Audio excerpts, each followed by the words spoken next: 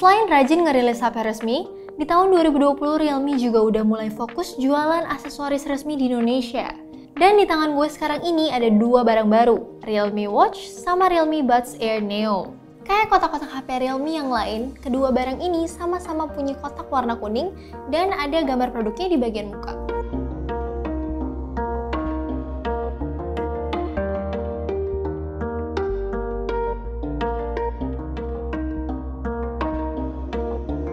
Yang pertama yang bakal gue bahas di sini adalah Realme Watch. Nah, bisa dibilang Realme Watch ini adalah smartwatch pertama yang dikeluarin sama Realme.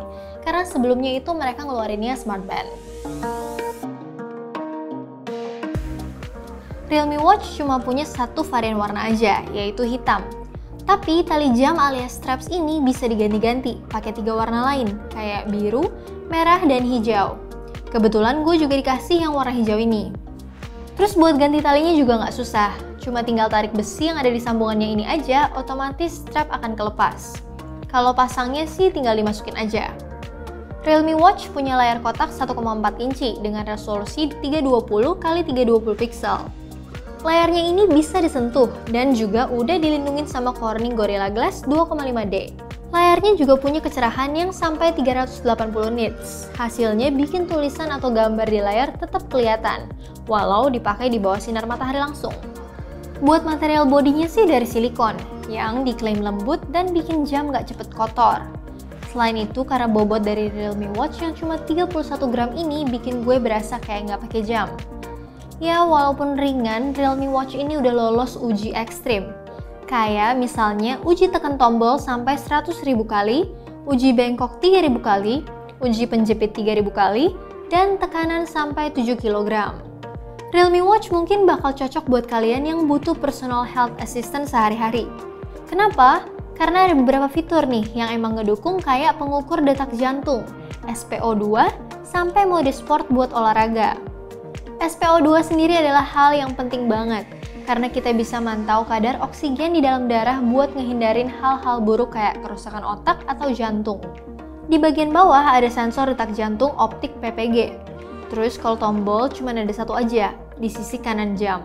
Tombolnya ini multifungsi, bisa buat nyala atau matiin. Bisa juga buat tombol back dan lain-lain. Sebelum kalian pakai, gue saranin kalian konekin ke smartphone dulu aja, biar fitur-fiturnya lebih maksimal. Cara connect ini juga gampang, karena mereka udah pakai Bluetooth versi 5.0. Pertama, download aja aplikasi Realme Link di Play Store dan jangan lupa daftar sekalian. Abis itu tinggal klik tombol plus dan cari Realme Watch-nya. Kalau udah connect, otomatis jam bakal sinkron. Dan di sini gue bisa ngatur banyak hal. Contohnya, kayak ngatur tampilan jam alias watch face. Di sini Realme baru ngasih 12 watch face, yang katanya bakal ada lebih dari 100 watch face pas ada update OTA nanti. Ada fitur notifikasi, biar pas ada notif di handphone muncul juga di jam. Ada juga fitur get up reminder yang fungsinya ngingetin kita berdiri. Terus ada water reminder buat ngingetin minum, mulai dari 15 menit sampai 2,5 jam sekali. Kalau misalnya nih dibandingin sama pacar, wah gue lebih suka sama Realme Watch. Kalian tahu kenapa? Karena dia lebih jago ngingetin hal-hal kecil. Buat fitur scan detak jantung, Realme Watch secara otomatis akan scan selama 24 jam non-stop. Gue bisa atur kapan interval scan-nya, mulai dari 5 menit sampai 30 menit sekali. Gue saranin sih di angka 10 menit atau 30 menit aja, biar baterainya nggak cepet habis. Ngomongin soal baterai, Realme Watch punya baterai 160 mAh, yang diklaim bisa tahan sampai 7 hari. Emang sih pas gue pakai hampir seminggu ini, belum ada tanda-tanda minta nge-charge. Kalau misalnya mau lebih awet lagi, tinggal aktifin mode hemat dayanya aja. Pas mode ini aktif, baterai jam bisa tetap hidup sampai 20 hari. Cuman fiturnya jadi lebih terbatas. Oh ya, gue juga gak khawatir nih kalau misalnya lagi olahraga, terus gak sengaja kecipratan air ataupun kehujanan. Karena Realme Watch ini udah punya sertifikasi IP68 yang tentunya bikin jam lebih tahan air. Dan buat mode olahraganya ada 14 jenis, kayak misalnya lari, jalan, sepedaan, aerobik, main bola, basket, dan lain-lain.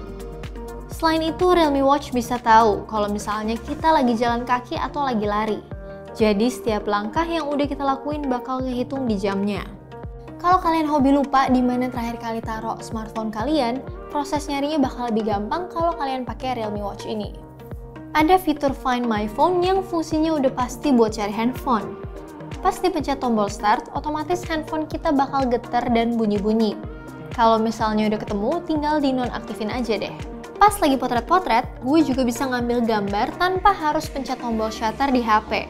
Fitur ini cukup berguna nih, misalnya gue lagi pengen foto, tapi nggak ada yang fotoin. Jadi, gue tinggal taruh HP di suatu tempat dan klik tombol shutter di Realme Watch-nya. Otomatis gambar bakal keambil. Kayaknya segitu dulu ya bahas Realme Watch-nya. Nah, sekarang gue mau bahas Realme Buds Air Neo. Nah, unit yang gue dapet ini warnanya putih, tapi kalau kalian mau warna lain, mereka ada warna hijau dan merah.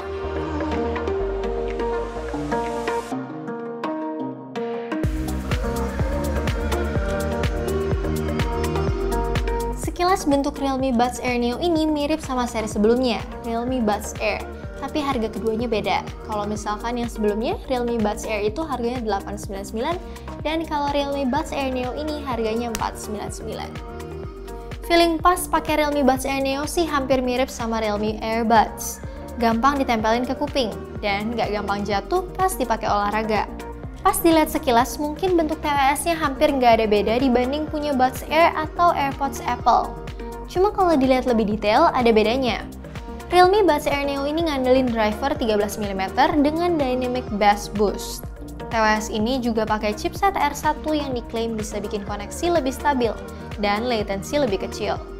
Buat konekin ke handphone, caranya gampang, karena Buds Air Neo ini juga udah pakai Bluetooth 5.0 plus teknologi Google Fast Pair.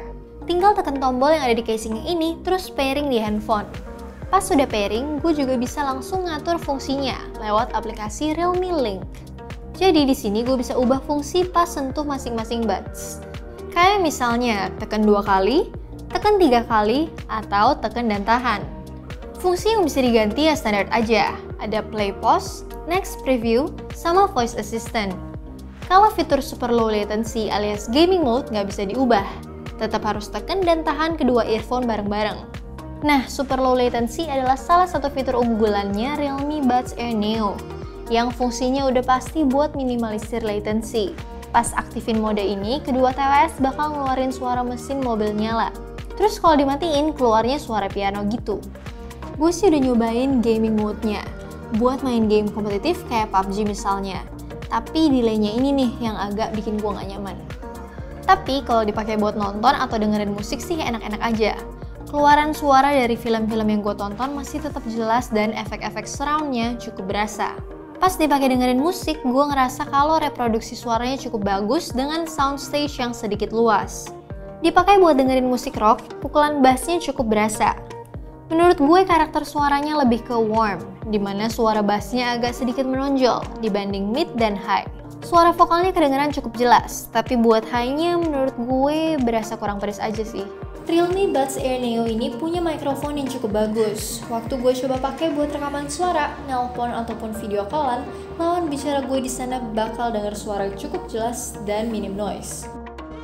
Keunggulan lain Realme Buds Air Neo dibanding TWS dengan harga setara, paling sih di daya tahan baterainya. Di situs resminya, ditulis kalau Realme Buds Air Neo ini bisa tahan sampai 17 jam total playback. Gue sendiri nyobain nonton 2 film dengan total durasi sampai 5 jam. Pernah ngalamin sekali kehabisan baterai di TWS-nya. Tapi nggak lama dimasukin ke casing sih bisa langsung penuh lagi. Kalau buat ngecharge casingnya, Realme Buds Air Neo masih ngandelin port micro USB dan belum didukung wireless charging.